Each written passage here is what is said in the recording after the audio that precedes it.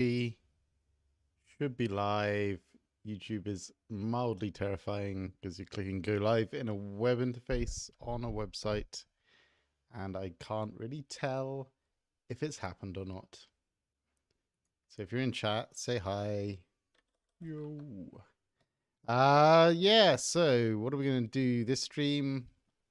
I'm going to carry on with the Spaceship Dogfighting game, but first, and that was in the wrong window, I'm gonna just check something out for Lambda, who's Star Cookie on the actual website. And we've got a crushing script, so I just want to make sure, I just want to see actually whether that's like publicly available or not, and it is not just now.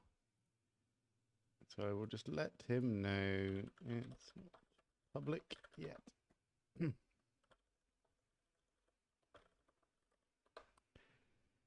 Yes, we just have a script that detects when you get crushed for, killing the player and those sorts of things. And it's not public, and I don't know why. So that's not very useful for Lambda, but it is what it is. So let's go back to the front page and talk about what we're going to do today. I need to go all the way across here. We've got our current task list. I'm going to just edit this to do the thing. And I'm just going to make a task list instead. And so the first thing we're going to do is, so we want to do a few things. I want to do basic kind of like throttle control. Right now the throttle is either on or off. We have like a hacky way of doing drag whilst you're turning right now. So I want to make that into a real thing. And I want to have like stick weight, essentially. So right now, if you're flying on the keyboard, you can just press S or W and you pitch at like full rate immediately. Whereas, and that's not necessarily unrealistic or realistic, but what would be nice is to have that smoothed out, so you're not totally hammering yourself all the time. And then after that, we can do some PEWPEW type stuff. That's what I want to do next. I just want to get like this kind of like flight dynamic stuff to the point where it's kind of like good enough for now, and we can think about what we want to do to it after. So the first thing that I want to do is basically like drag improvements, I guess. And then after that, we'll do throttle control. And then after that, we will do stick weight. And that's basically PEWPEW question mark. So we're here at the top. And let's make that a smaller font now. Is it really 256? Geez, that's big. 128. That's too small.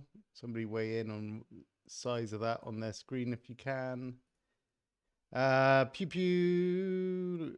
Let's go a little bit bigger. 128. 140. That's still not very big, is it? 160. That'll do. So yeah, drag improvements is what we're going to start off with. And let's just go into the game so we can remind ourselves of where we're at. I need to go onto my profile, not here.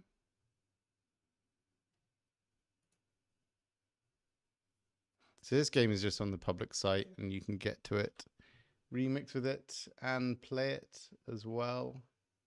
So you'll notice like one thing that's happening is we're like, hey Abel, how's it going? Somebody also asked me to give them a shout out. I should find out who that was, because I forgot to do it in the last video. So let's cruise through space and I'll find out who that is because, you know, don't want to be mean to them. Oh no, I'm looking at my own stream. That was the wrong thing. They're probably on here. Yeah, RJ Gaming. It's a shout out to you since you asked so nicely in the comments for a shout out. And we're going to crash if we carry on like this. Yeah, so we've got space dust, we've got flying around. Right now our throttle is like on or off. And so I would like to improve that. There's quite a bit of like delay now when you're flying forwards. Like there's some drag there as well, but it's modeled in a very weird way. If I get up to full speed, then which is around 800, then we'll eventually get there. So when I turn, it now goes down to roughly there, settle around 740. And that's just because of the way we're implementing our turning drag just now. And so we need to improve that as well. So there's a few bits and pieces around this kind of like idea of drag that we need to sort out. And let's do that. So we'll go in to the editor and we'll stop the game. We'll find our ship cube. All hail the ship cube. And so our craft controller is doing all of our physics right now. And most of our physics are based on a graph. And it's a graph of our current velocity and our acceleration at our current velocity. So for example, I think our graph right now looks something like this, where this value here is 800. So when we reach 800 units a second of velocity, our acceleration is 0. And kind of up here, it's whatever it happens to be at that point. So that's kind of like, you know, very roughly modeling what happens when you're accelerating. And you've got some drag slowing you down, basically. And so what we kind of want to do is think about how we can just manipulate this value to get what we want. Actually, right now, one of the broken things that it does is it goes off the bottom of the thing here.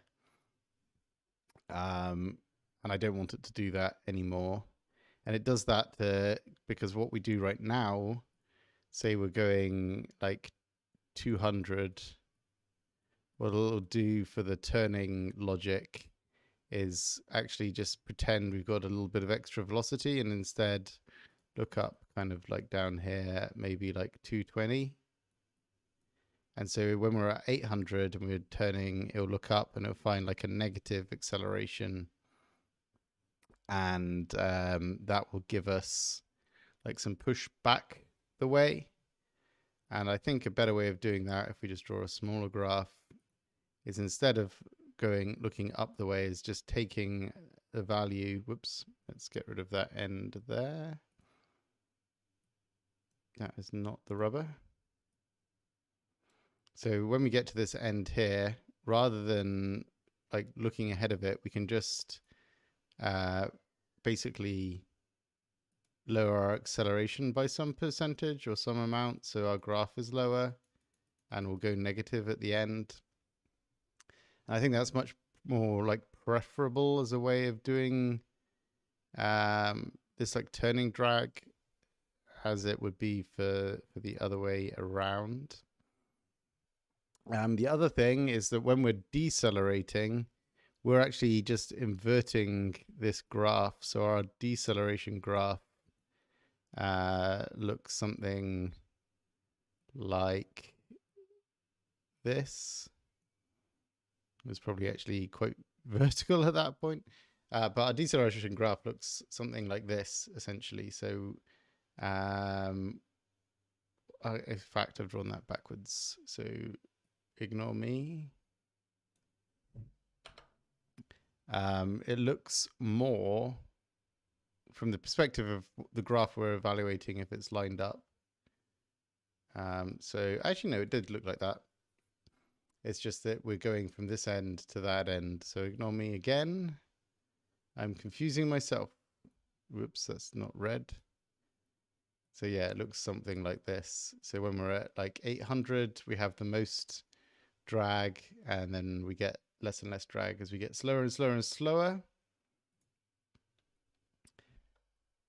Do you have Minecraft? I think I saw it. Yes, I do have Minecraft. There's not going to be a brake pedal. You're going to have a throttle. So when you take the throttle off, then you'll slow down, is basically the general gist of it. And then I'm thinking about how to do that throttle as well. So obviously, like, the throttle is a bit of a mix of these things put together.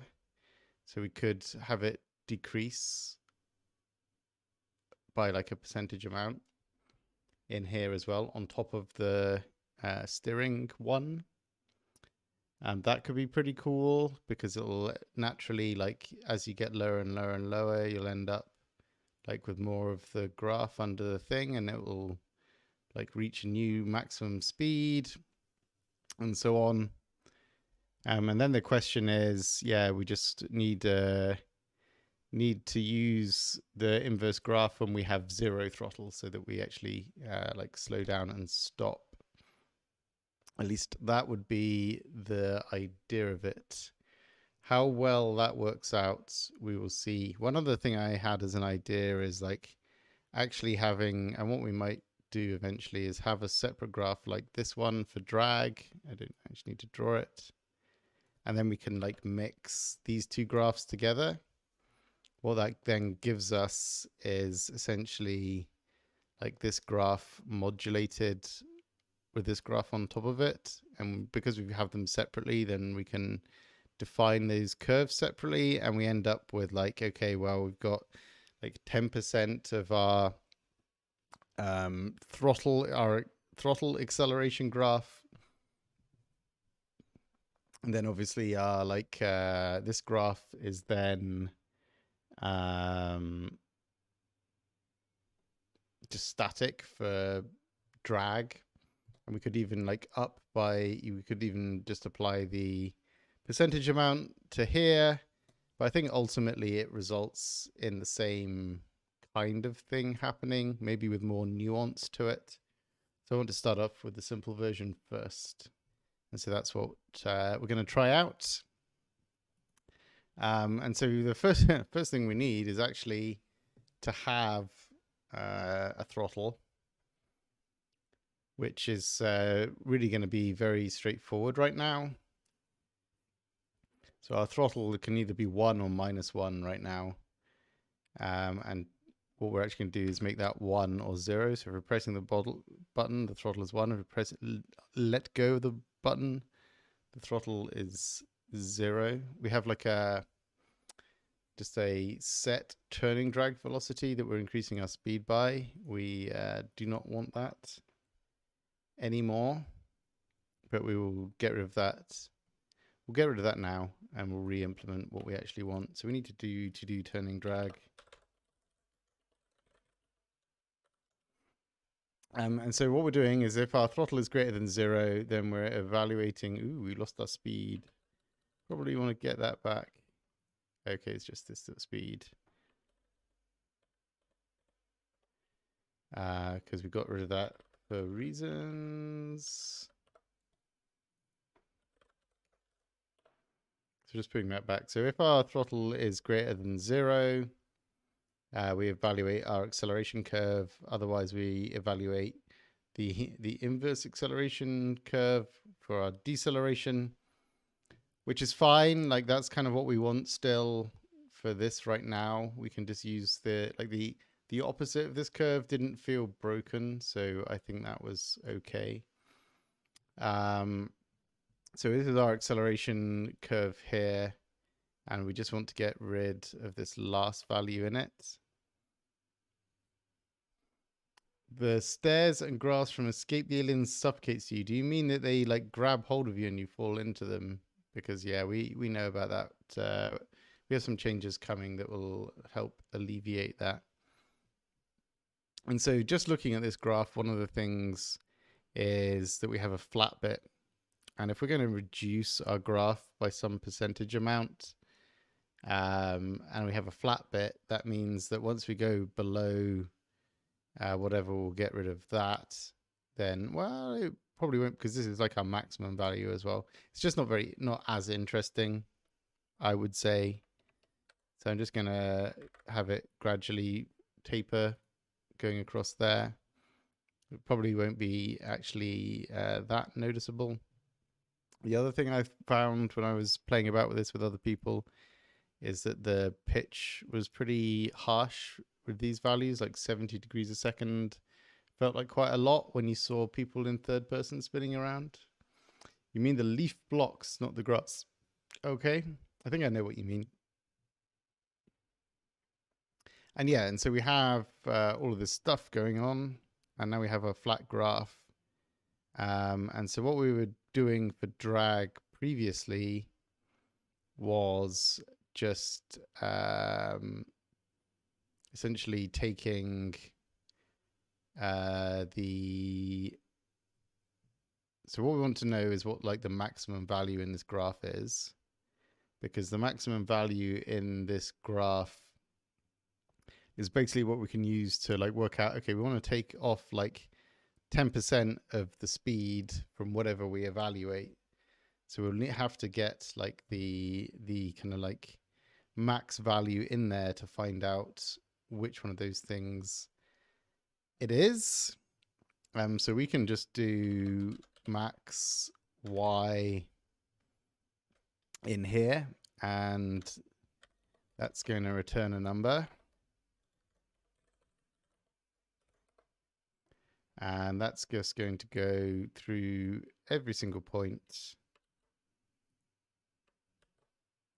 and basically have max value is, we'll just start off at negative infinity.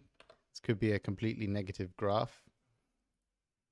So negative infinity means that any number larger is going to be above it.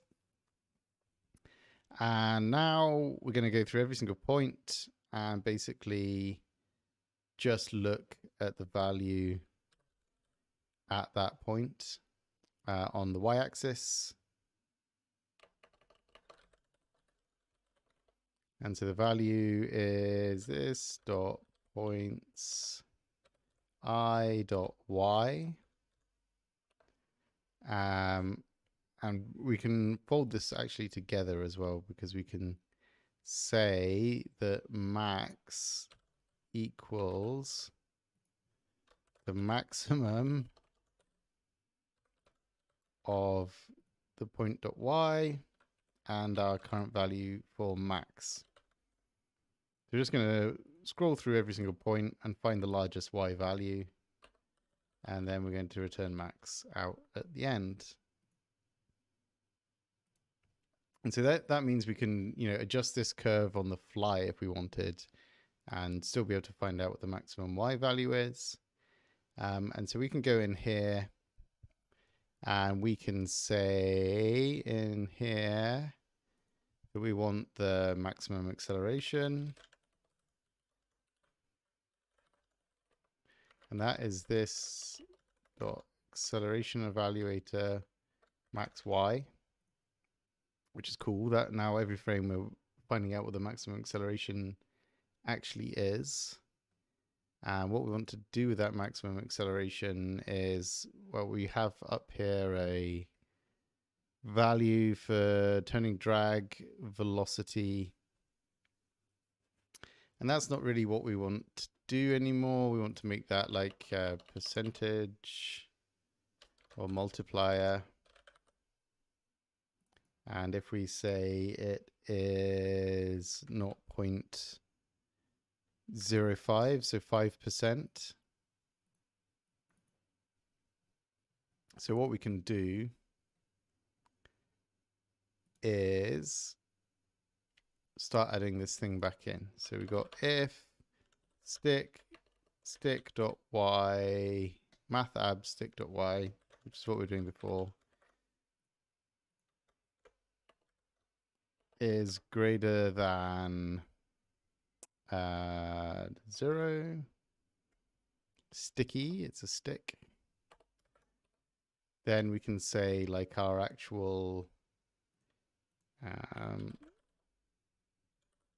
drag factor is 1. And so that's just this is saying like let through all of the acceleration rather than get rid of all of it. And so our, well, we could do it the other way around. Drag factor is 0.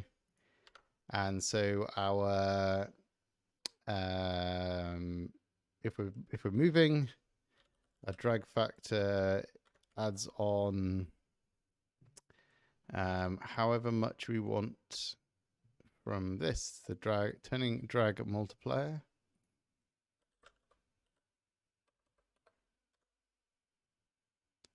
And so we have that. I've made it const. That's where I'm going wrong. And so we can work out from this now, like how much drag, essentially. And so we've got this thrust value, which is just our acceleration.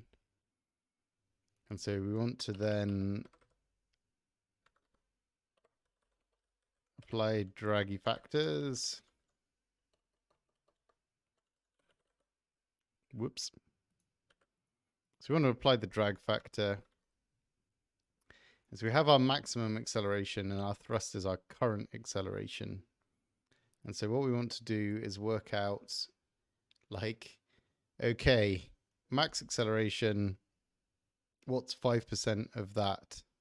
And that's kind of easy. We can do our max acceleration divided by, in this case, 1, because we're going from 0 to 1 rather than 0 to 100, so we're doing nothing. And we're multiplying it by 1 minus our drag factor. Hang on a second, is that right? No, just by our drag factor, because we want 5% of it.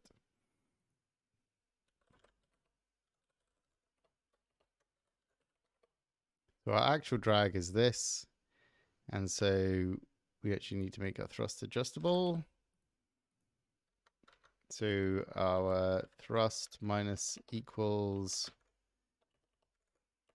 minus, oh my gosh, minus equals our actual drag.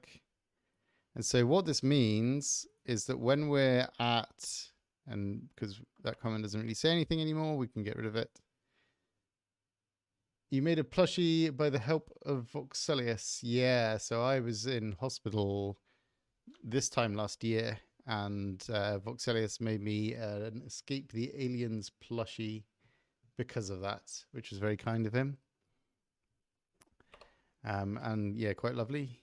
So I have the only Big Bang plushie in existence right now, and probably the only Escape the Aliens plushie we may ever have, which is pretty sweet. What I'm going to do now is start testing this out. So we've gone from having this kind of like hacky increasing the velocity thing to something that makes a bit more sense in terms of what these factors are. And what this means for thrust is when we're at like full thrust and we start to turn, then it will apply that full amount of drag onto us. That 5% drag will apply immediately, and it'll go from our thrust value being 0 to our thrust value being, in this case, minus 60. What did we say our maximum drag was? 210. So 210, 5% of that is like 10% and a bit, or 10 and a bit. So it'll be like minus 10 something or other, something or other, something or other. The last bit is we've got this throttle that goes between 0 and 1. And that's because this is going to come out with a positive value from it, I think. Why is there no definition for that? Yeah, so it's going to come out with the inverse value. So instead, we can give it the negative inverse value. And this means when we turn, we'll actually drag more. And so that, like, our model is starting to converge into something that actually makes sense. So we just need to do the thrust by the time and clamp it because we don't want to actually have a negative velocity coming out of our spaceship. What am I doing? I'm going to test the game. So first thing we notice is that we're no longer moving forwards when we stop. We hold thrust down and it works as it did before. We should get near 800. And then I start pulling back and it won't start accelerating anymore. So we can see that like our 5% drag at this point isn't as much as it was previously, which is interesting as just a point of comparison. But it will go up to 800 and it will come back down and settle at around like 784 because of that 5% being taken off. And when we let go and we stop, then we'll quite quickly come back down and it'll settle near 0 again. And that's just using the inverse evaluation of that curve. So one thing we might want to have is like a natural drag curve, just so that that is more configurable. That's certainly something we could do, but we won't do that now because that's okay for me, I think, in terms of like how this works. What I think we do need is a bit more subtlety on the amount of drag that should be applied.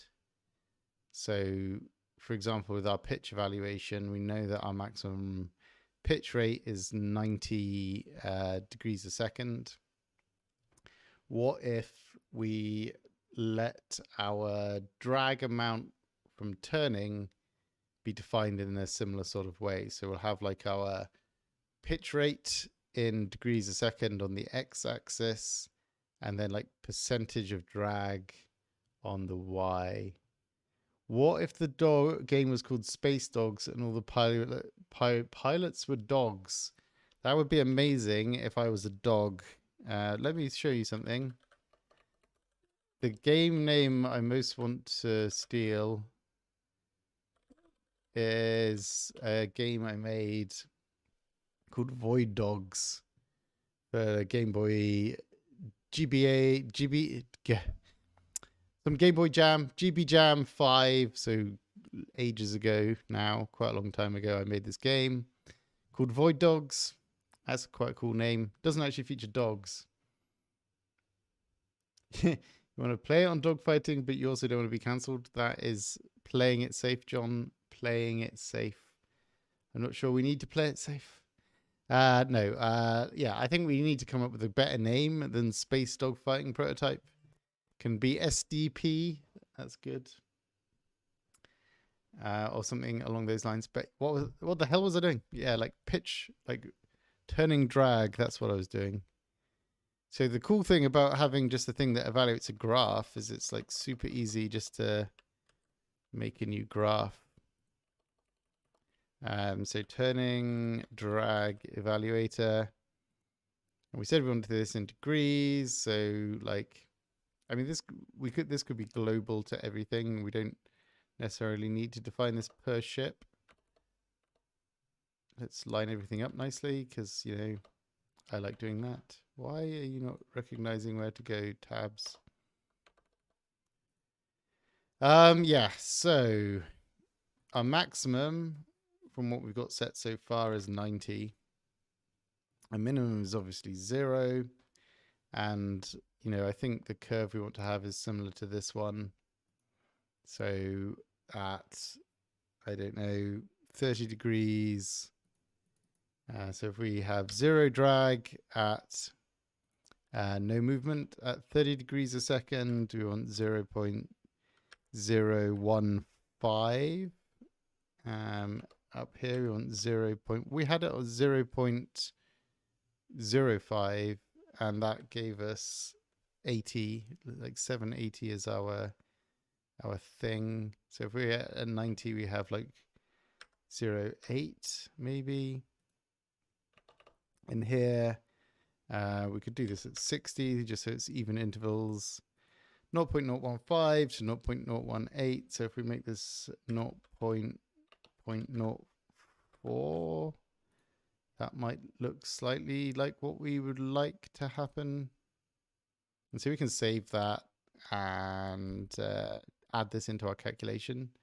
So we had this turning drag multiplier, and this just replaces that.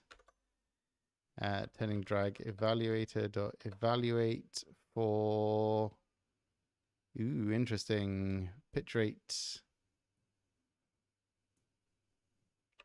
Now pitch rate is dependent on speed, which you might think is a bit weird, but it's not. The maximum acceleration, pitch rate, so we can get rid of this pitch rate. And let's cozy these guys up together. And actually, because this is here, we can do this sort of thing. So we're putting the things that we're using together. Pitch rate in here. I think our pitch rate is coming out still at degrees. Yes. So you can see, like, we've got now here one graph being evaluated that leads to another graph being evaluated. And this is adding like nuance into our model now. Our model is dependent on things that aren't just straight lookups. They're lookups of lookups, which kind of can add fun in there. So now if we start tilting slowly, we won't lose as we'll get up to full speed and then see what's going on from there. Why is Slack still messaging me? So we're at 800. If I tilt up a little bit, it'll go down a little bit. If I tilt up more, hang on a second. Something's not working there.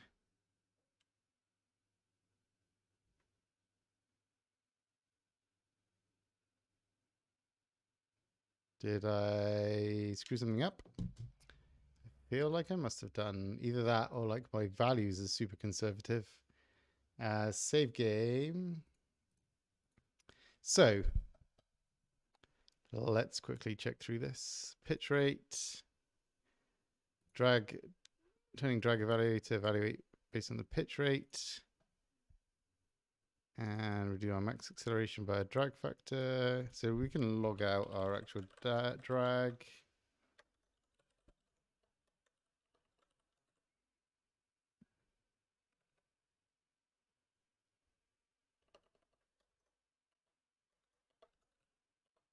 Or we'll even better, let's start thinking about what we've actually got graphed or like written out here. So we've got the speedo, we've got our pitch rate, and we've got our acceleration. And our acceleration is actually showing us what our actual drag is just now.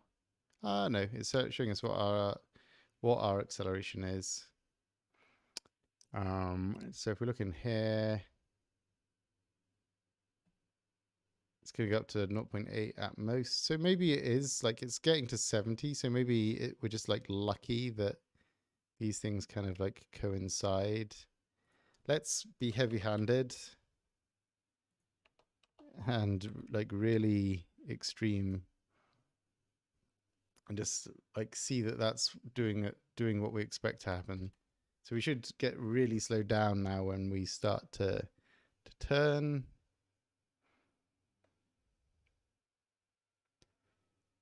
So we're at 800 and we'll just go full whack. And yeah, it goes all the way down, and you can see it's going to settle out right about here.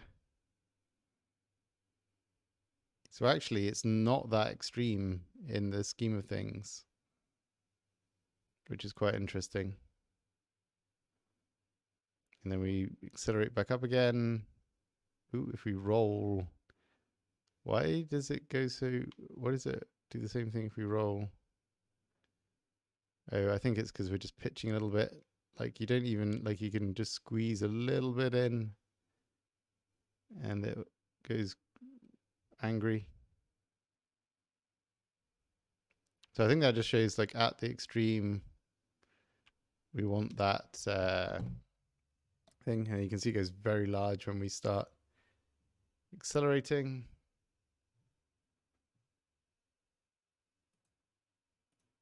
It's quite funny now that this is evaluating the drag. It's not really our thrust. It's like what our actual acceleration is. So maybe we can just change the name of that.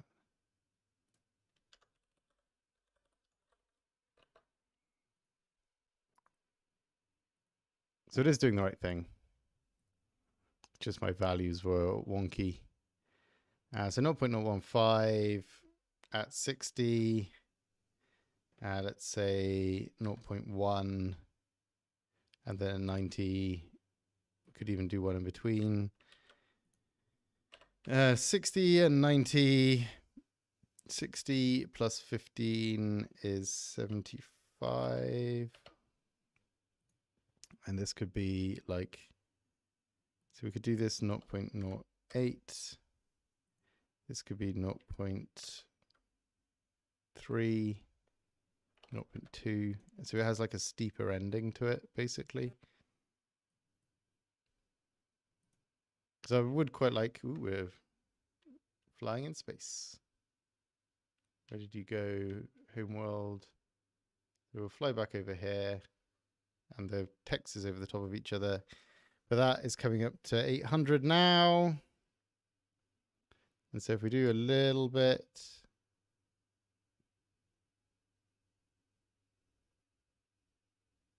it only goes down to 720. We do a bit more. Yeah, something is still wonky there. It's like doing the whole thing. The value that's going in there is wrong. The value going into my graph is wrong. Let's just see what gets logged out. So feels like I'm getting the whole, like all of the drag at once, basically. I mean, making anything is very glitchy. Like that's why you're making it. You never have, like, there's no such thing as making a game where everything comes out perfectly the first time. You're always exploring what to do. Like I've never made a vehicle where I've used graphs to kind of like evaluate all of this sort of stuff. So it might look like I know what I'm doing, but really I'm experimenting and seeing what happens and trying to make this feel like flying a spaceship. And it's similar, like the vehicle I made in our office hours the other day is similar to that, in that I've made the one type of vehicle and I just started experimenting with another. And it's glitchy for all sorts of reasons, and I know why it's glitchy, but I'm playing with it to see what I can do within the kind of confines of what exists, right? Like that's what game development is basically about a lot of the time. So we're logging out the acceleration, and the drag factor should actually be enough there just to see what's going on, because it's in a way irrespective of how fast we're moving, because you can see like you get -2 just from being in here, and our roll rate is still really high when you're like this. Let's look at the console.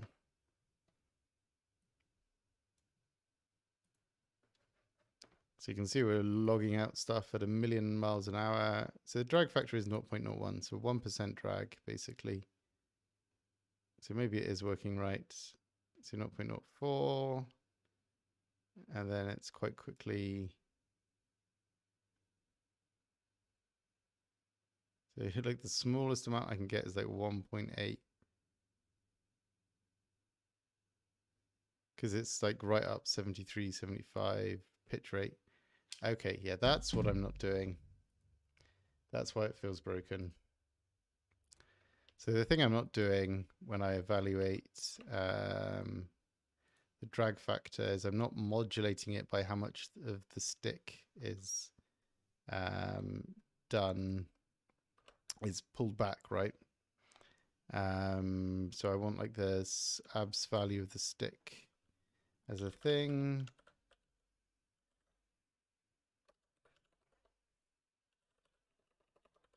Which is what we did here. So I just want that in the range 0 to 1, which is what that will give me. And it'll also work for the negative case. So I want to multiply this. Whoops, why is that the thing that's in the copy paste buffer? That's strange. So I want to multiply these two values together so that if I'm only turning a little bit with the stick, it'll only do a little bit of the other thing. And Abel, if you're interested in how that vehicle will go, I'm probably not going to do anything more with it for the time being. It's like basically just part of a bit of our internal work that I was fiddling with that I can do in front of people that's now going to disappear back in and get turned into something real. Essentially, we're making some nice terrain, which is all volumetric, so you can dig into it and all of that sort of thing, make caves, make cliffs, make nice archways and all of that. And what we want to be able to do is have a vehicle you can drive on it, which is kind of like where that little experiment is probably going to go. So this should now do the right thing. Maybe I should have kept that logging in there. Did I? It wasn't the last thing I deleted, sadly. Let's just put it back in, or we could just have it shown on screen.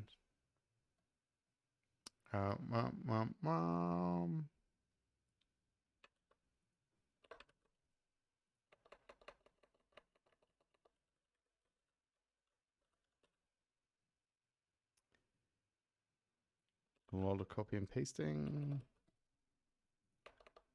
So 0.15, 0.2. And it's going to be called turning drag.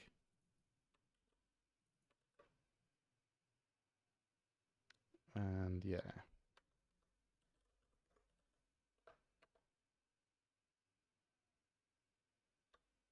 Technically it's a percentage. Is drag factor.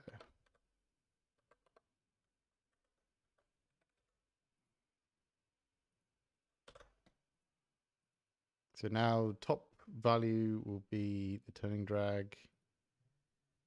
And we can see it's 0. And when I do this, it stays below 0 now when we're going slowly. And so we can go and we can speed up. And this is the percentage value. So we can turn slowly and we won't lose a lot of speed. And then as we turn faster and faster and faster up to our max, and you can see it's actually climbing right now because we're getting closer to our like ideal turn speed just here, which is fun. And you can see how that impacts the other stuff. And so it's being accelerated like with this thing, and it's having like half of it taken off. And by doing that, it also is like traveling slightly higher up our curve. It's interesting that that like maxes out. So that's, yeah, it's because our turn rate is like 70 here. Whereas to get like a higher one, we'd need to be like lower down essentially to get the faster turn rate, which is partly why some of this feels a bit broken, I think. So I think that's our drag dealt with. Could I zoom the text? I can zoom the text size a bit. Is it too tiny whiny? Which text size, Ashley? Do you mean the on-screen text, or do you mean the 150 is too big for me? Or do you mean the like what am I doing next text, which I need to update now, I think. So we've done drag improvements. So next would be throttle control, then stick weight, then PEWPEW. Throttle control then, let's do that. And let's grab this. And actually, you have a much nicer way of doing this than I do, I think. I'm just using the... we can put a smiley face or something. Like, are you using like a plugin for yours or something else? That is my question.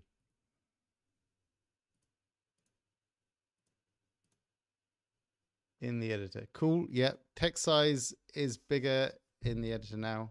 If it's too small still, you'll have to yell at me some more. Let's make this window bigger. Yeah, so we've done the drag. And like right now, we're just using a button press for the throttle value. But what I actually want to do is let you press like now, maybe Q and E to go up and down in throttle. Maybe that's not the best button combinations. We'll just use that to experiment with, basically. So we just need to do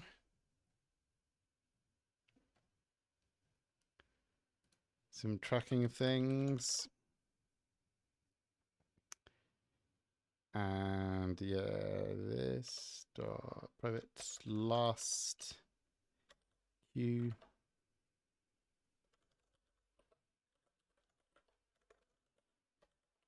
Just do some very basic like key input detection.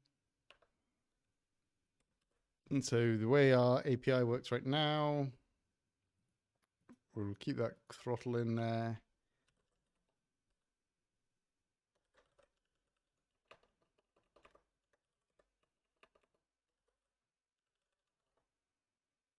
We have this game.input.keyboard.isKeyPressed. And then we have key Q. And then we can have the same thing for E.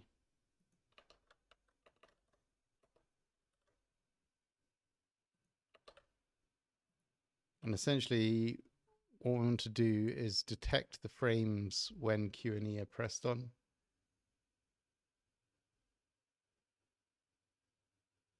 You're using Streamlabs. Yeah, I'm using OBS, so I'm just using the texting in there. Maybe I should just experiment with making it look cooler. And then down here, so to know what's happened this frame, we need to know what's happened last frame. So we just store those off. And you might be thinking, why isn't this in the input API? And it will be at some point, but right now you just have to do it manually.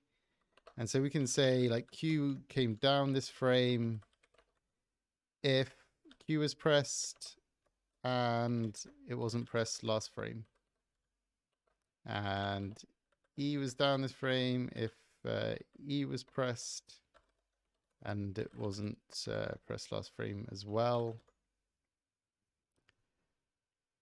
And so that means we can do stuff with Q and E being pressed now, which is nice. So if Q down, we can do something. If E down. So this is going to mean that if Q is pressed down and E is pressed down, it'll only use Q as its value. Otherwise, it'll do the other one. I'm thinking about it. Do we want to just know if it's down, or do we want to do... I mean, we could have it just set it in 10% increments, I guess, right now, rather than have like a totally up and downy thing. Otherwise, I've just done a whole bunch of nonsense for nothing. Q pressed, E pressed. We'll keep that in there for now, and I'm going to do it on the pressed thing. So if you're holding Q down, we want it to go up. If you're holding E down, no, if you're holding E down, we want it to go up. If you're holding Q down, we want it to go down. We can have like throttle direction is 0 to start off with. So if Q's pressed, we want it to go down. Otherwise, we want it to go up.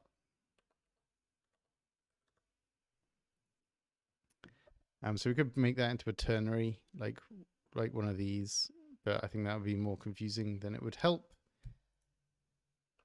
This is good right now. And then we want to have some sense of like the throttle's velocity. It's only going between 0 and 1. So how long should it take to go from no throttle to full throttle? A second. I'm just simplifying things by making everything 1 right now. So we can say we want our current throttle position.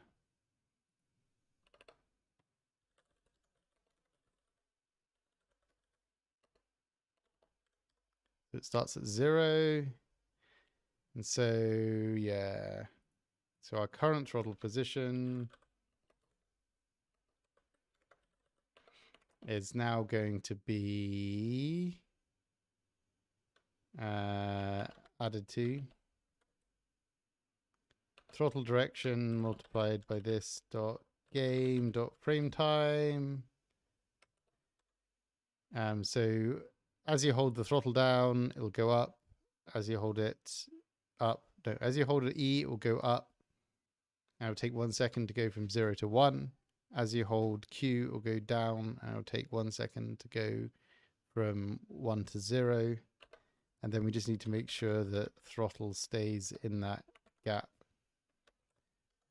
with our clamp that we've used before.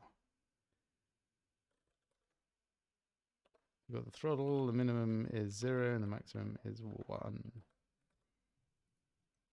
And you can see that in here. So throttle between 1 and 0, we can get rid of that because we no longer use it. Just going to pull these things that are not doing calculations later on just up with this other kind of like controls and doing stuff logic. I'm going to leave these in here just now, just in case I want to change this in a second. So yeah, if this dot throttle is greater than 0, then we're going to evaluate our curve. Why slack? I'll murder slack because it's going to tell secrets any second. Naughty slack, naughty Charles. What was I doing? Yes, that's what I was doing, speed. So we've got our acceleration here, which is just evaluating this curve right now. And what we actually want to do is in this bit, we want to make use of our throttle as well. So remember what we did with the drag is basically work out like what percentage of drag we wanted to take off of our maximum acceleration amount. We want to do something very similar here as well for this. Like our throttle is going to be like like if we were at our maximum acceleration, we need to be at full throttle. So anything else in between that is going to be like some amount taken away from there, is the gist of it. And that means of my crazy graphs I've drawn here, like if this is like our normal thing and we're at like 10% throttle, then our graph will look something like that instead. And it will reduce like the maximum velocity and all of this sort of thing. Can you tell me how to set the DBB forces? You mean the DBB forces script? If you look in the forces script, it has like we can open it up. Let's open it up. So in the forces script, you can ignore all of this stuff. The only things that are important for you as a human being trying to use it are add impulse, which essentially is going to apply some extra velocity, and it's a vector. So in your script, you would write, oh, I can't edit it. In your script, you would write like this entity send event add impulse, and then like if you wanted to like shoot them up in the air, you could do 0, 100, 0, and that would be a vector 3. So you'd do that, and then it would basically apply that as a force. And then what that script does is calculate how those forces change over time for you, and just gives you like very, very basic physics essentially. But it is super useful for doing loads of cool things. But what was I doing? Oh yeah, showing you this graph. So we basically want to drop down by like this similar amount here. And so in this case, we want to basically make this more complicated. So the default is 0 acceleration. If the throttle is higher than 0, then we want to do some extra stuff. And otherwise, we want to do what we were doing before.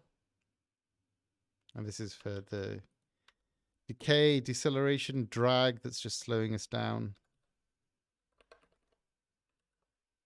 And this is basically like a longer way of rewriting this out, but because I want to do something more complicated, it now makes sense to do it in the longer form way because I want multiple lines here. So we've got the drag factor for our stick. In this case, we're going to have the throttle factor, which is just our throttle amount. And we just want to multiply that by our maximum acceleration in here. So what would we call this? That's our actual drag. I guess this is like throttle drag in the way that we're modeling it. Although that doesn't make much sense. Throttle adjustment. Our throttle adjustment is 0. You can tell like this is a bit wobbly modeling wise because we're calling things weird names like throttle adjustment. But I think it will work out. And we want to multiply that by the amount of throttle.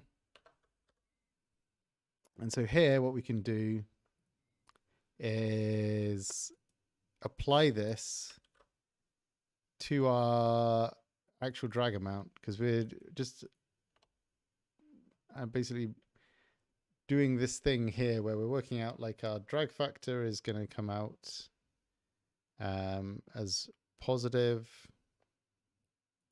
and we take it away from our acceleration, which comes out of the graph we've evaluated.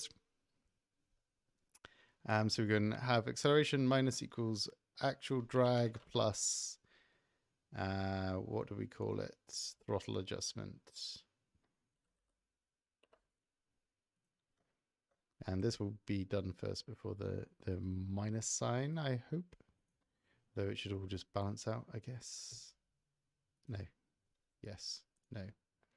Should be okay. We'll see how that goes.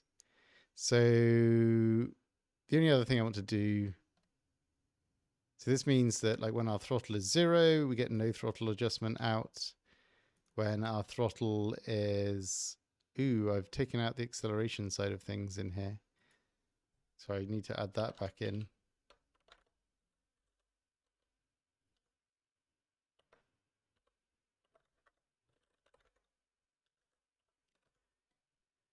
And we can actually just do this straight to the acceleration then.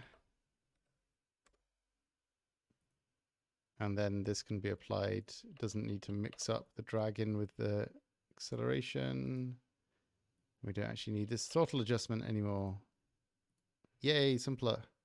So we're working out what the acceleration should be without with like full throttle for this current speed, and then we're just taking away like the kind of like chunk of acceleration that we are missing because our throttle isn't at full.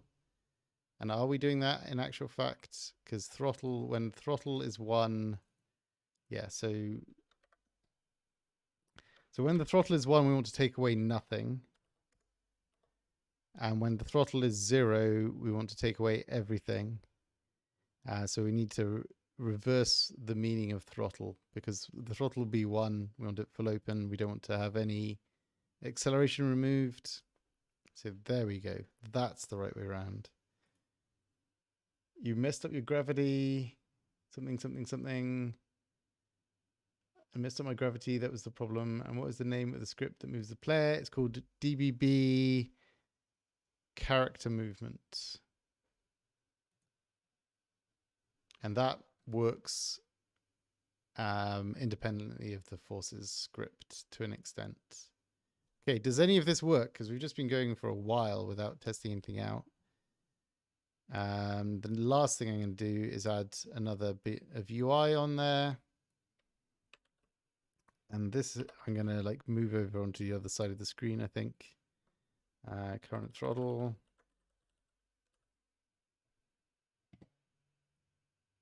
Although that's, maybe I'll put it in the top left corner.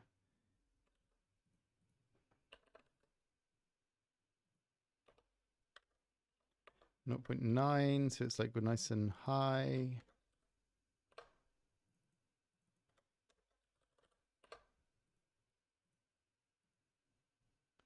Cool. Where is the throttle?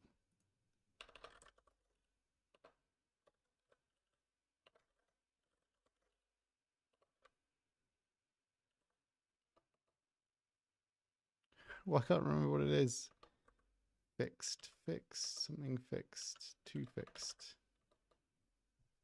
Yeah, current throttle. Oh, yeah. That's why it's confusing me.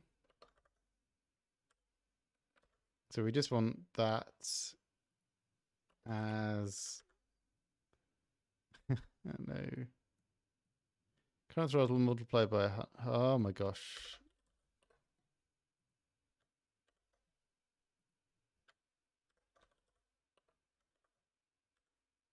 We want it as a percentage for now, at least. We could even add a percentage sign at the end of it, but nah, let's not for right now. So we've got our speedo throttle thing up here. So our throttle is at 7%, and we'll crawl out of the hangar. And we can see like our drag isn't a lot at this speed for turning. And we're just accelerating very slowly. We're at 25% throttle. We're accelerating much faster. I'm just trying to get to a point where it'll actually like stop. Interestingly, 25% throttle gets us going quite quick. But it takes us a long time to get there, and a long time to like accelerate back up again. And then if we go up to 100% throttle, then we'll go much faster. And it's at like the limit of our ship's acceleration. So maybe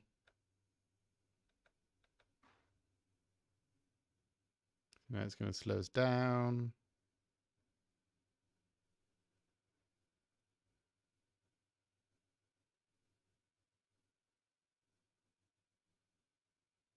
So is that good? I think so. Like 800 is our maximum speed. So 20% throttle being like still quite fast, but it takes you ages to get there. Makes sense. Kind of like keeping yourself flying, really.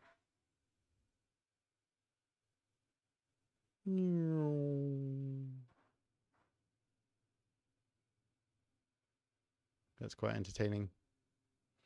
can work on like all of this balance, like how everything flies is really very dependent on the actual game itself that we make and how we want that to feel. So what I was thinking about there is that one of the things that we do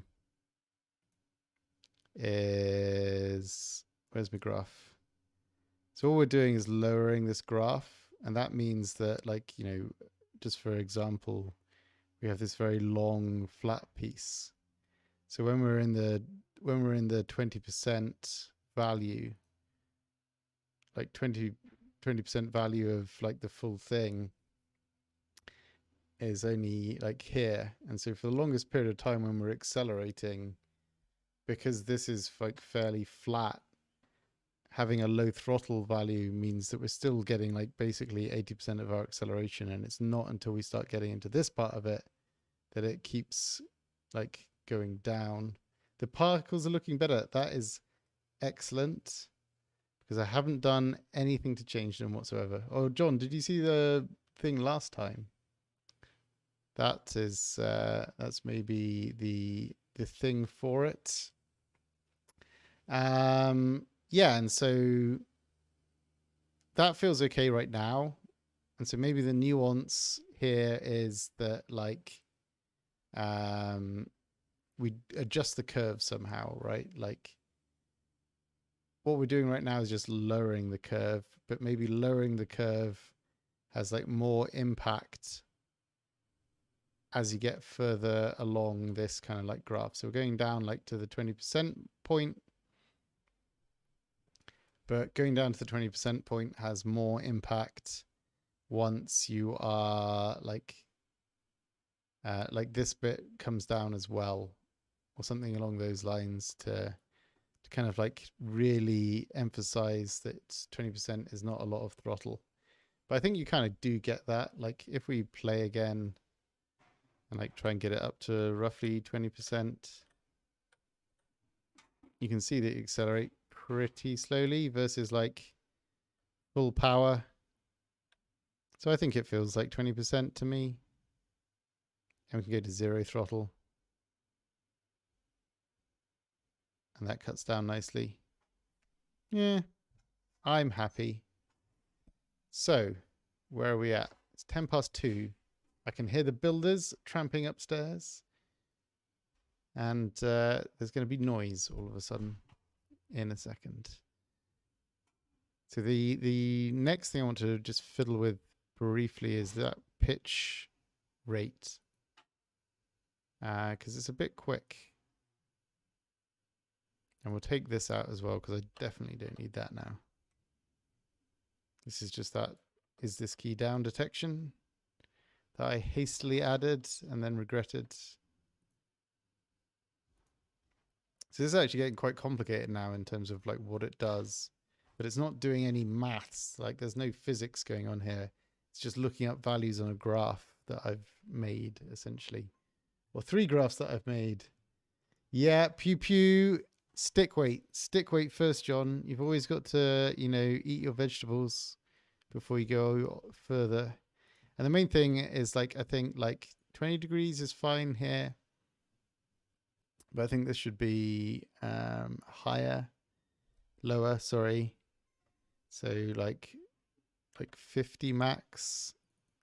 And then this needs to be flatter maybe. So like 40. And if you make this, we've got to go through and make this, what's my maximum roll now is 50.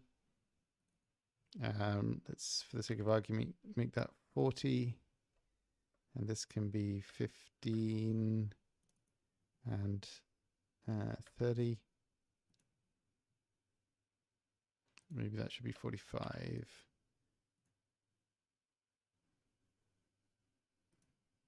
So that's just basically saying that like actually you can't pitch as fast. Oh, I've forgotten what my throttle controls are.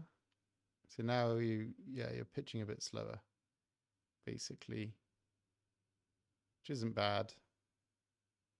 I think just 90 was too fast for the speed at which everything was moving forwards. Like if you watch somebody in third person, then they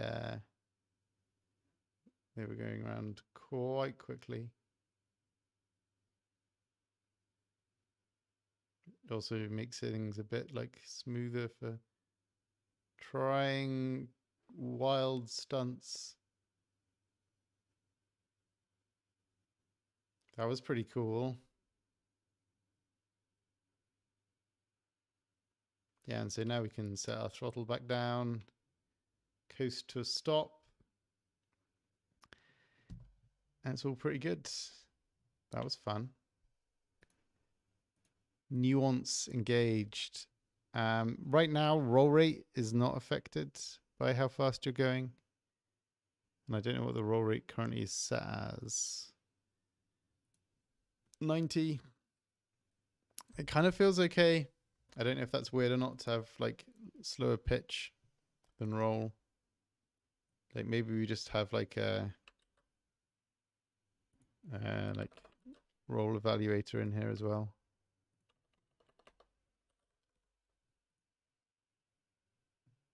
And so it follows like a similar trajectory up to like I mean, I even think like having it flat there. So you get roll authority much quicker than you get pitch authority, essentially. Where is my roll? Pitch rate got evaluated there. Roll rate. So we were evaluating pitch rate up here.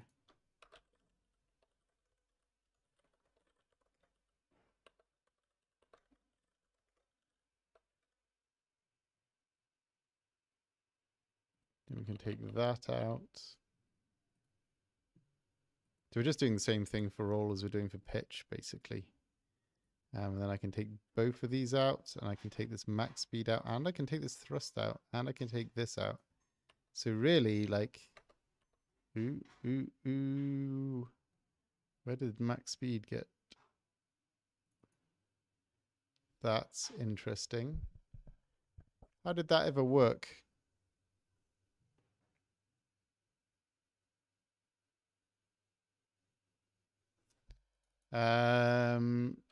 Let's make this max. Let's see what happens if we take this out. That is very interesting.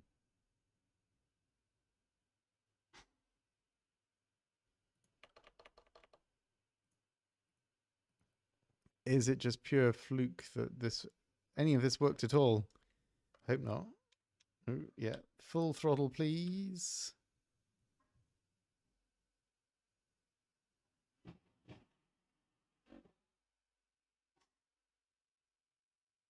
So yeah, it's working still.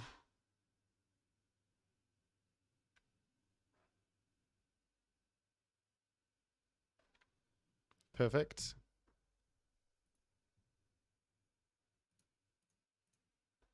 Bum bum bum bum bum bum.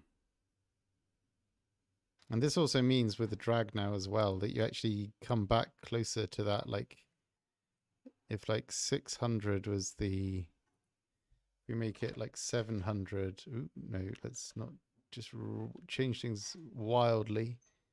We make this like 700, gives you the best pitch rate.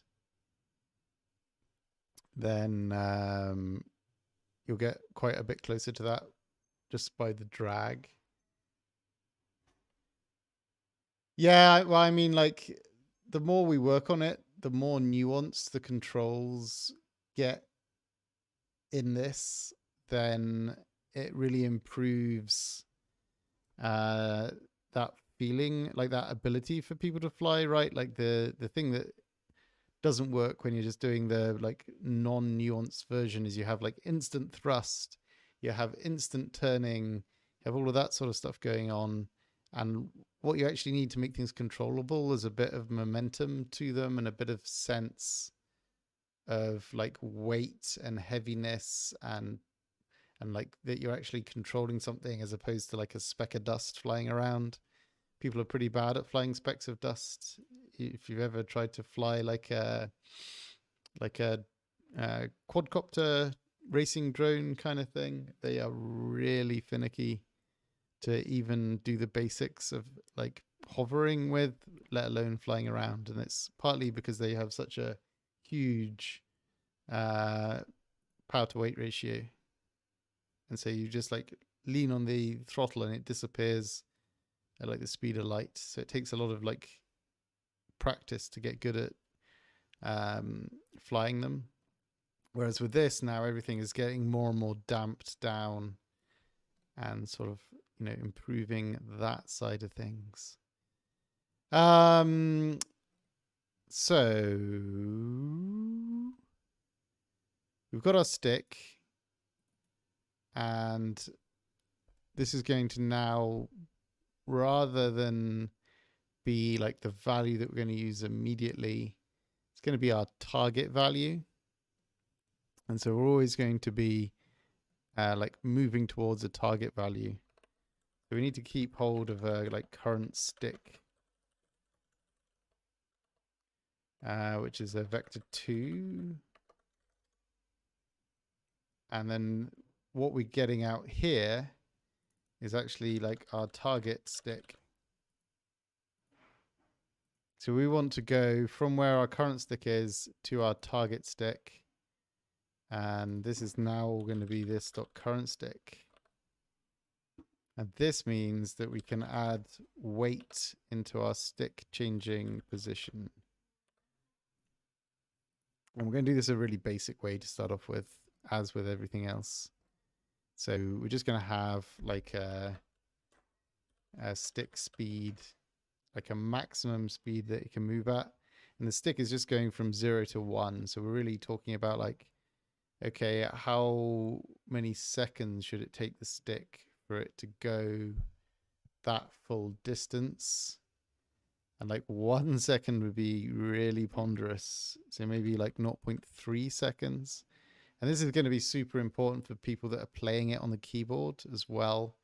Because right now the keyboard is just like instant full flick.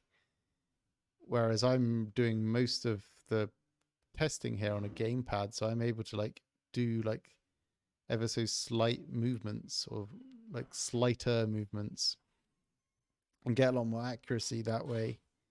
And so with this stick speed on there, you'll be able to like tap the controls to get some of that same sort of feeling. Hello, Charlie. How's it going? You've missed out on me playing with graphs. That's all I've been doing. It's actually working pretty well. We'll playtest this in a minute. Like it's 2:20, so hopefully we'll get the stick weight done and then we can playtest it. So there's loads of different approaches. You could have more physicsy things, less physicsy things, but for right now, it's just going to chase its way to the target based on a set velocity. So it's just going to linearly move there and linearly follow it around. And that might be enough, or we might need to do something slightly more complicated. Because like the more complicated way is like, okay, so the stick needs to accelerate to start going before it hit the target spot, or have acceleration and deceleration on either end and that sort of thing. But like ideally we don't need to do that, because whilst it would be cool, it's maybe like one step too far in complexity for this sort of simulation. Accident. Who did you have a Twitter interaction with? And did you milkshake duck yourself? What was I doing? Target stick. Target stick. Target stick. Yeah, so we want to know what direction we want to go in. And so that is the target direction is the, well, let's see, like current to targets. Let's call it that. So going from the target stick to the, this is going to give me copy of it, I hope. I don't think I've ever tried. Yeah, I assume it's going to give me a copy. Minus the current stick position. So that's going from the current stick to the target stick. And so we want to know how far that is.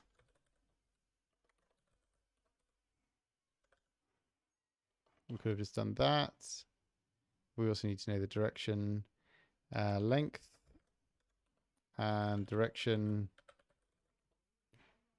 Is that normalized?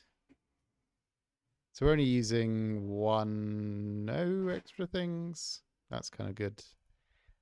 So what we want to do is move in that direction. Do we care about the distance? That is another exciting question. Yes, because if we've got yeah, okay. I'm with it. I know what I'm doing.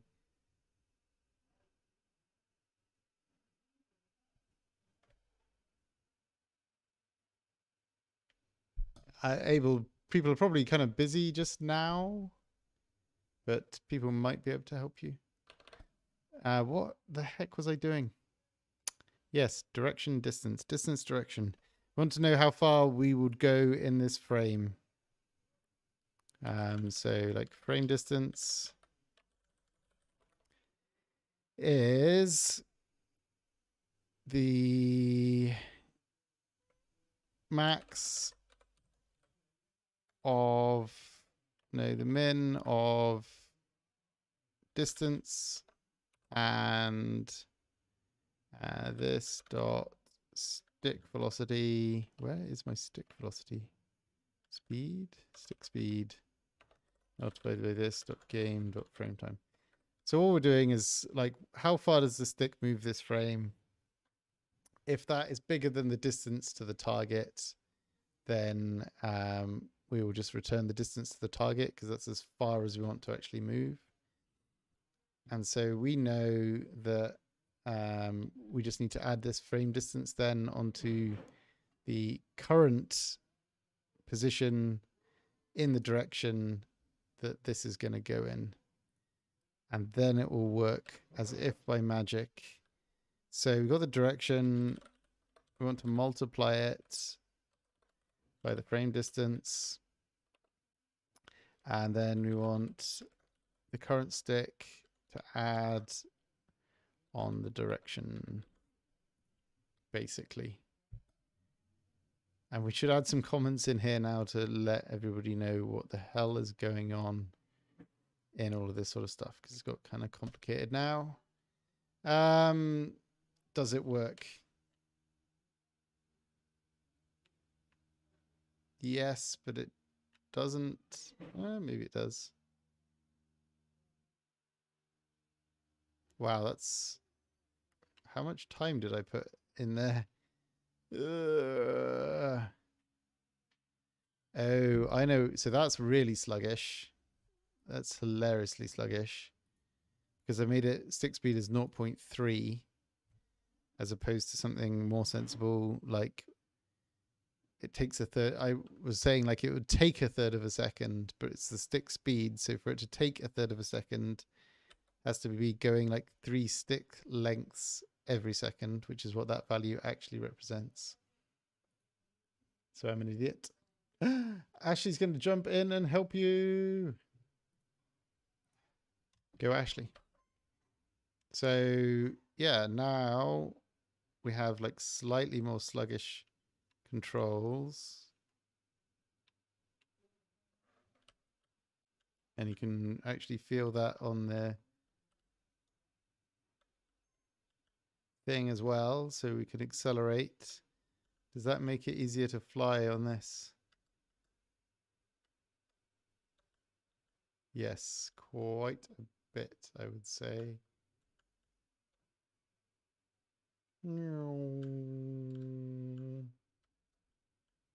Could even be more sluggish for the thing. It also gives a slight feeling of like that you have a bit more like roll in things, because right now there's no like decay over the roll rate. So it doesn't really hurt the gamepad steering. Could actually be even maybe slightly slower.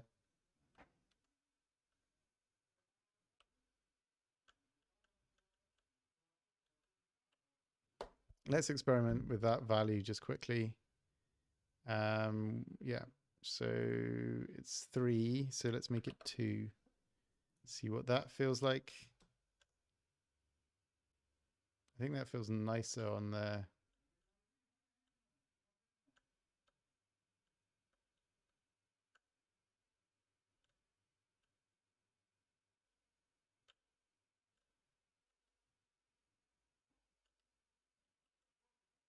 Can I fly through the middle of this just on the keyboard controls? Because what you get is like I'm able to tap essentially and fly through this. Spin upside down.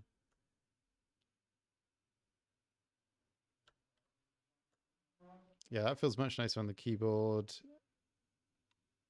And it feels heavier on the gamepad as well without feeling, I think, too annoying.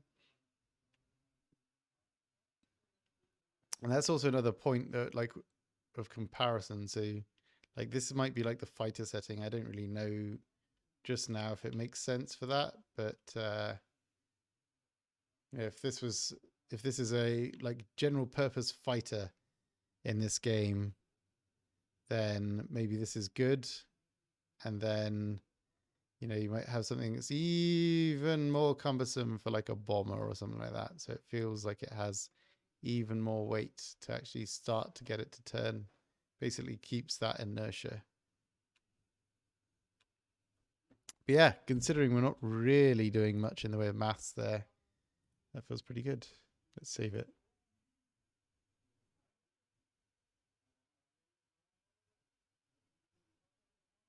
What am I doing now? So we have not kept tally on this current task list at all. We have done the throttle control. We've done a lot today. We've done the drag improvements. We've done the throttle control. We've done the stick weight. And now we need to start doing PEWPEW. So that's cool. At least for this stage of building things, we've got super far, which is very nice. So this next bit is like, if we go in here, we go in here. Yes, I want the bird's eye view. So right now, this doesn't really have any concept of guns or what a gun is and what a gun looks like and what a gun does. So that's kind of interesting. And we likewise don't have like an aiming reticule or anything like that, which is also quite interesting. So we need to make something that is kind of like a gun on each side. We need to decide basically how far out in front of the ship we want those guns to converge, because yes, we're going to build something similar to how wing-mounted guns on World War II planes work. So you have the idea of convergence, which is what it says on the tin. You're flying around in a thing like this with some wings. This is a very professional drawing. And your guns are all in the wings. And if they all fired forwards, you would pew, pew, pew along this way. But it would be exceptionally difficult to, whoopsie daisy, to hit somebody else. Like you imagine like you have a smaller plane, for the sake of argument, in here. It would be perfectly safe getting shot at. So what you actually want is for each of the guns to be tilted inwards slightly, so that when you pew pew this time, they converge on the aircraft that you're shooting at. So instead of like, you know, hitting like 1 or 2 bullets with some of the guns, you hit all of them spread out a little bit. And like even it gets even more complicated than that, because they have them ever so slightly adjusted, so that, for example, if you have like a lot of guns firing small bullets, those bullets hit in a kind of more like shotgun-esque dispersion pattern. So you like hit more stuff basically, or have a larger area to aim in. And yeah, it gets quite interesting even from there, because something we won't have to worry about, but like if you're aiming, you have like a reticule on your screen. And so to measure how far away a plane is, like it would look like this. Probably. To measure how far away the plane is, you can actually adjust these like sidey bits so they can come in and out, and you measure you know what plane it is, you know how wide its wings are. And so based on how like it fits into that reticule, and you can adjust it for distance, you can work out whether that aircraft is in range of the convergence of your guns or not. Which sounds very complicated, but is surprisingly not that difficult. We're not going to worry about that, because I think like we're going to pretend we live in the future, and your guns are going to balance themselves for like best convergence at the range of your target or something like that. If we let you lock on to start off with, we're not going to do locking onto things and like gunnery assists and all that sort of good stuff. We will do that, but for now I just want to build like basic guns that function. And so that's kind of, and let you destroy people so we can get PEWPEW going hopefully quite quickly. So that's the idea and some of like motivation behind what we're actually doing. And it's all because I'm a giant nerd.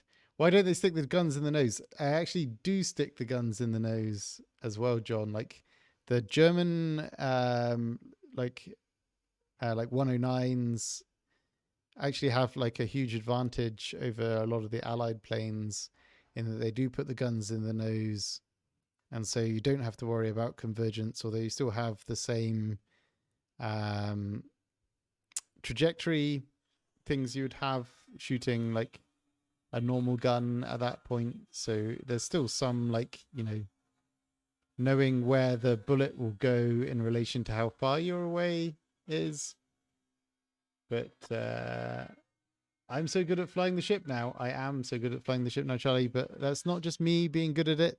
Everybody can be that good, because I've made the flight controls much easier. What the heck was I doing? Yeah, PEWPEW. And the other thing we ought to think about is like the third person view of this. And so if I grab the resource browser back again, I've got this spaceship, which is a bit bigger, and you can see I've like modeled the guns on there already, which is kind of handy. But for now, we're just going to steal one of these gray cubes. And well, we'll use a new one. And we're just going to use this as like a temporary gun model, basically.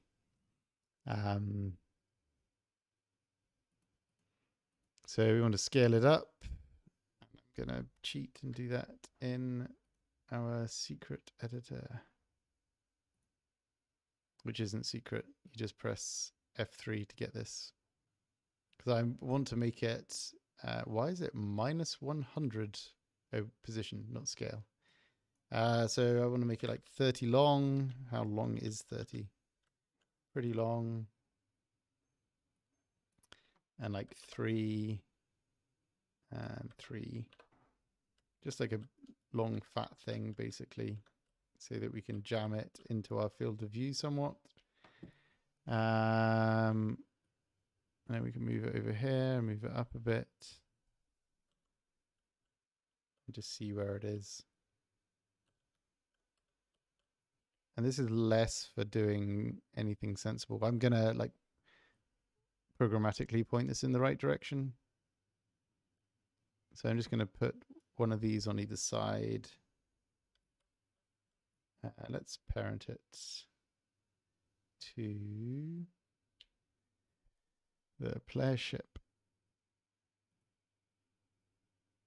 So now it's parented on here.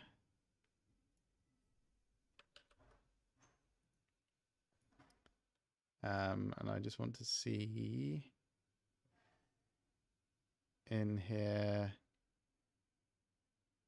So I want to just zero out these rotations. And this should just be minus 180. And then remove the parent. Why did you move all the way over there? Gonna duplicate it. And then, yeah. Parent it back on again.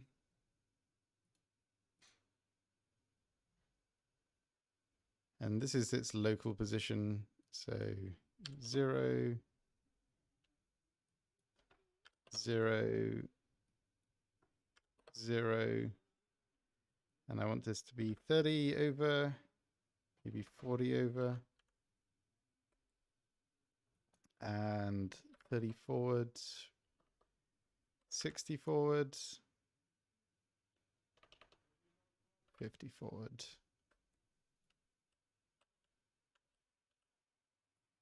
Maybe that's even 2 forward, 40 forward, and up a bit.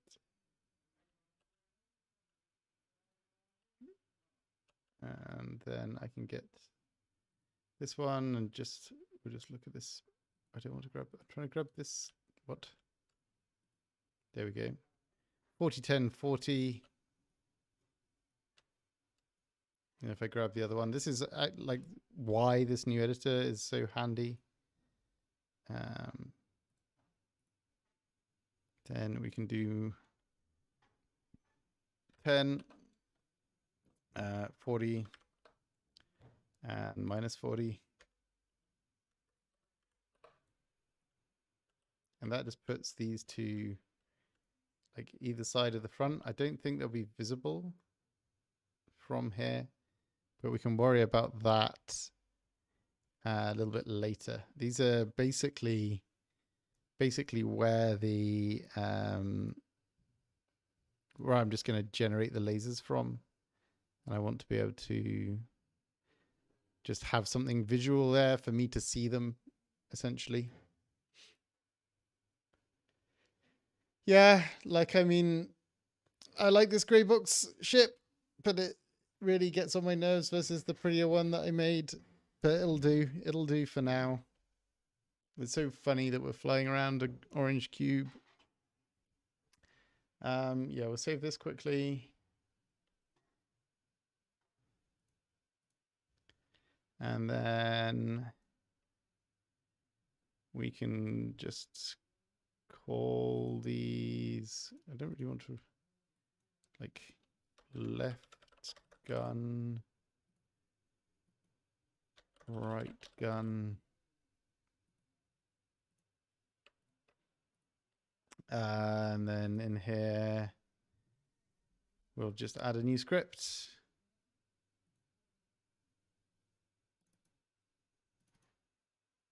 Ugh. SD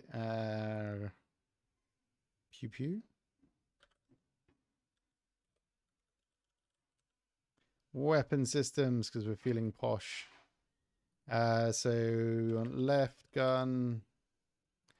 So this is one of these things where when we make more ships, we're going to have to revisit it in its current setup to make this make sense. But for now, we'll just do it in a pretty hard-coded manner, because there's still quite a lot of stuff to do, right, to get us to that point.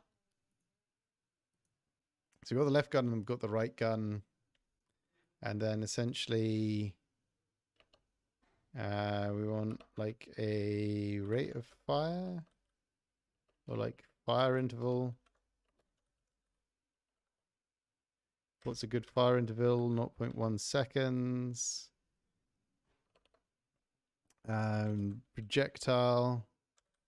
Gonna have projectiles. That's an interesting one. Because we're flying around and we're shooting lasers, we want to have the ship's velocity taken into account when we shoot the lasers, and we're not currently storing that anywhere, I don't think. Projectile is that. There's a template. And basically what we're going to do is when you're holding the fire button down, every fire delay, we will fire 2 projectiles from either side, and they will shoot off into the ether and destroy whatever they hit. Right now, they just shoot off into the ether. So this is only going to run on the owner. So they're going to be in charge of all of their gunshots, essentially. So essentially, we want the next firing time.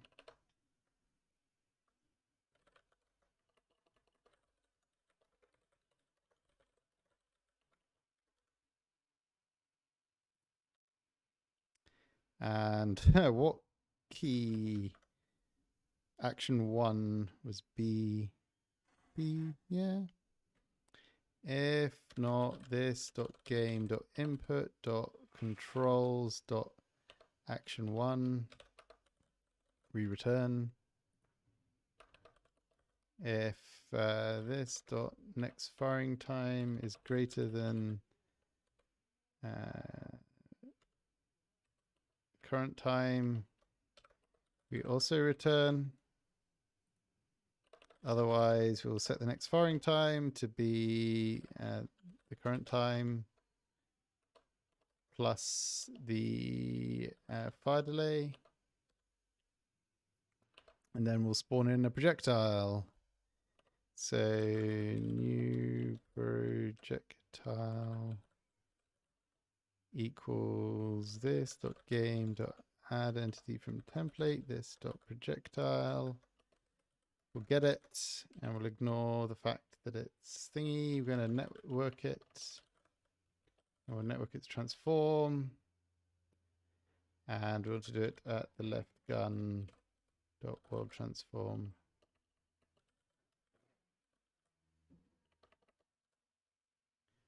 Oh yeah.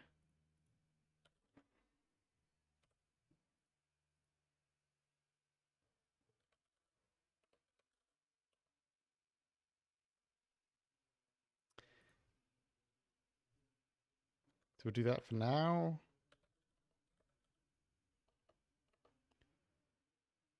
We don't, right now we don't care about keeping that projectile so much. Maybe we do.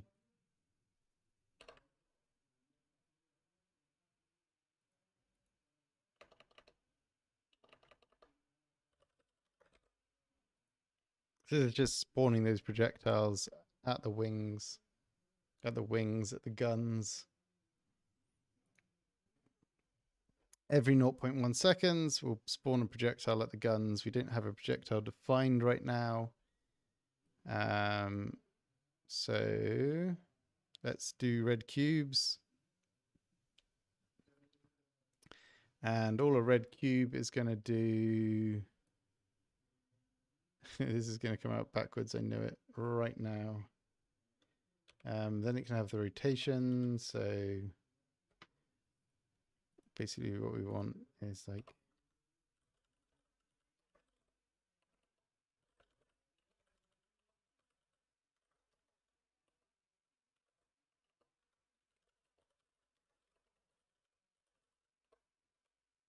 get these things out.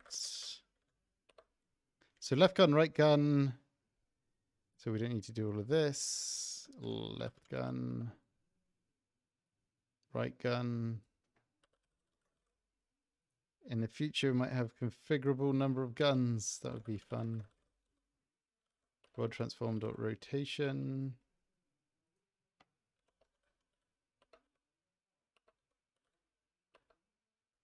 We're just setting the, putting the particles on the guns, facing in hopefully the right direction. If not, we'll spin the guns around.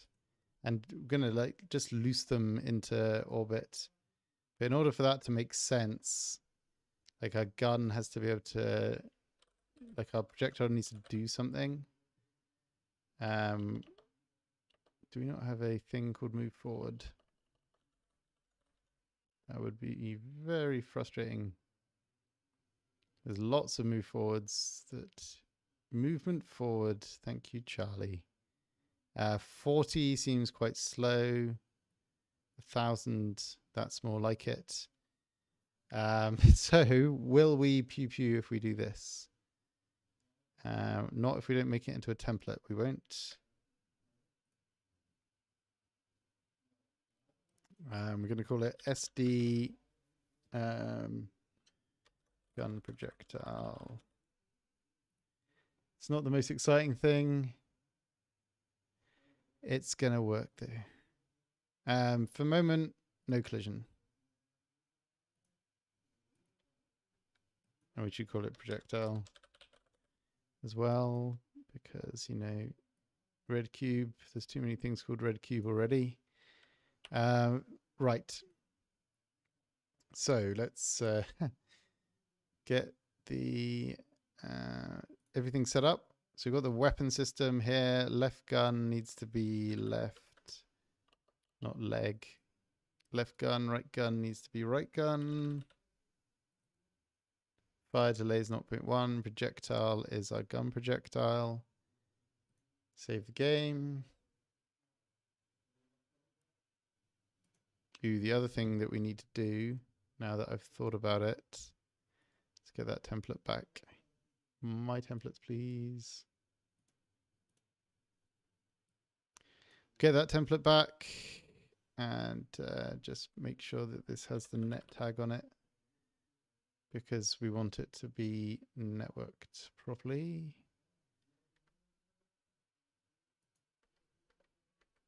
Where is my F3 menu? Right. And yeah, then we can delete that. Save it.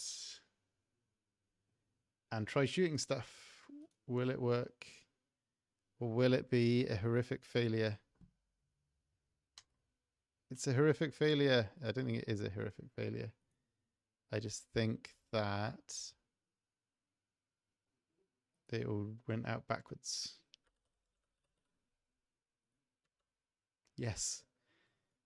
We're shooting, but backwards, which is not ideal. It has to be said. So that's the next thing to sort out.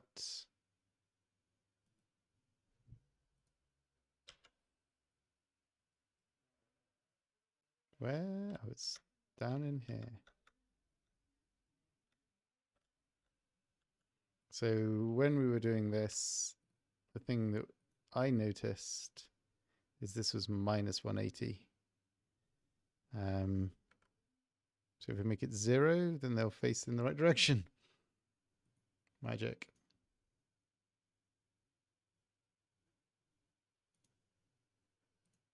So here we go. You can see our laser cannons now. We can see that we can pew pew. We can set our velocity and we can still pew pew. Although we're catching up with our own bullets now, and you can see that they're kind of like not doing the ideal thing. But we are sort of pew pewing. It's going. So there's like a bunch of things that we need to do, and only 10 minutes left. But we did get to pew pewing. We are pew pewing. So let's make a little list of what we need to do. So our to-do is projectiles inherit the velocity of the ship. So right now they're moving at 1,000 units a second, which is handy because we go 800 max. But really, if we're going 800 max, they should come out at 1,800 units a second. Projectiles converge on some point in front of the ship at a sensible dogfighting distance. And we probably will have like them not quite, well, yeah, they're they can converge there. And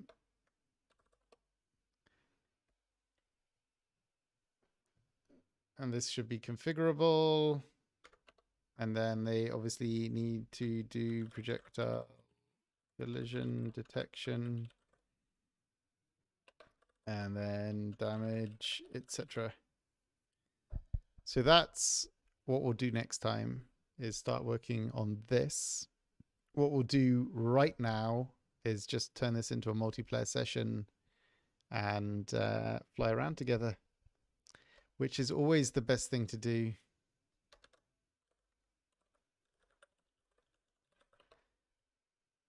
So I'll drop the link into chat. And fingers crossed it still works for multiple people flying around. And you can shoot Q and E for your, whoops, Q and E for throttle, space to shoot. Don't shoot too much, because right now that is just networked all over the place. And you'll probably kill everybody's frame rate. Ooh, yes, I see somebody flying in and shooting at me. Perfect. That was mildly concerning as I like shot past.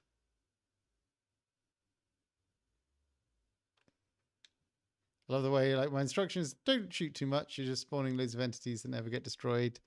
First person in, firing like a madman 100% of the time. It's okay. It shouldn't kill anything, I don't think.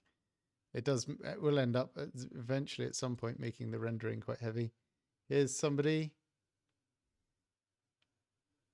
Yeah. It's much easier to like follow you around, getting lost in space. Like with the slowness of the projectiles, it's actually quite hard to hit you. But it gives you some idea of like what this is going to be like. It's interesting because you don't, because there isn't so much of a sense of scale when you're in here. Like the other ships do feel pretty big as well, which is nice. There you are.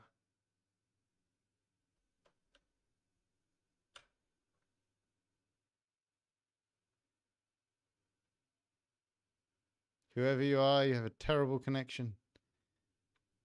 The irony, fly around that ship.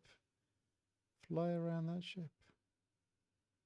So the bad thing right now is that like they've stopped still. You can see there exactly the problem with not having convergence. Like I just fired either side of them.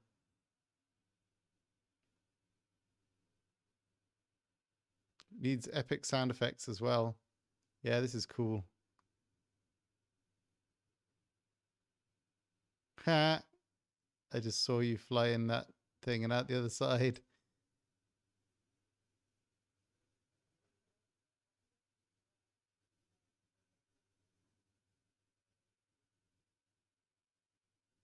We're doing a bit of formation flying. I've lost sight of you. So this is like one of the other things that maybe we need, is like the ability to, you know, maybe use the mouse to look around in the cockpit or something like that. I'm going to do my own bit of like barnstorming type stuff.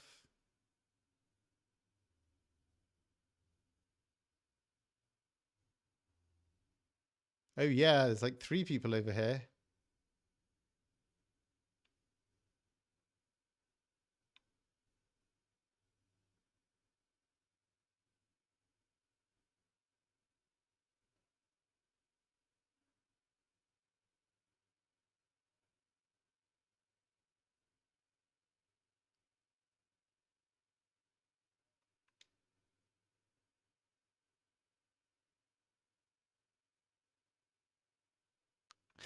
I'm concentrating so much on flying, I've forgotten about speaking. Cool. If everybody, like, hold on, let's find a spot. Where have all the ships gone? How did I lose the fleet? So you can see you kind of need, like, still need some more orientation stuff. I'm going to go park myself in the middle of the fleet over here, and people can come up, and we can see if we can see everybody's avatars and ignore the ship crash into the planet. Whoa! That was amazing.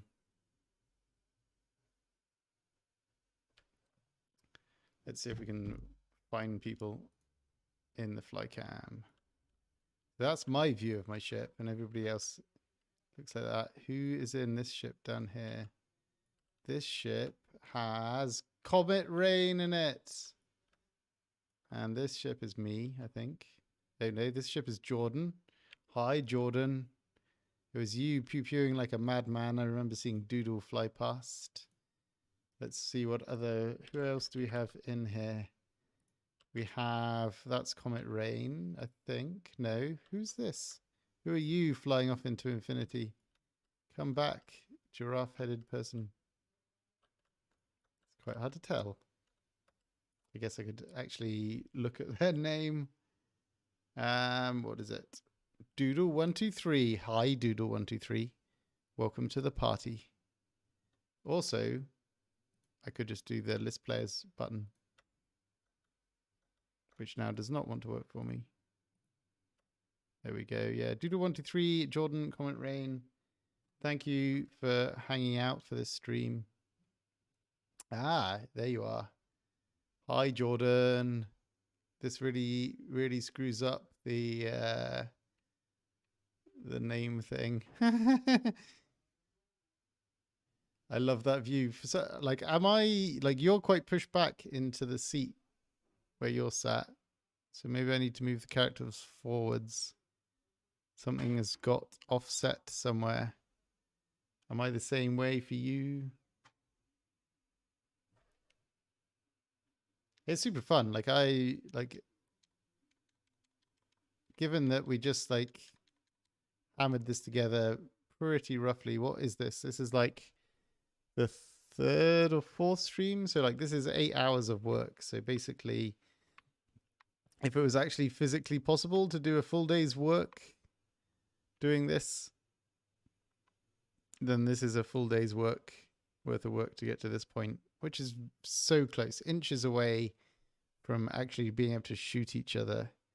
And then it's just like building on top of all of this sort of stuff. So that's pretty sweet. Thank you very much, everybody, for showing up for the stream. It was lovely to have you all here.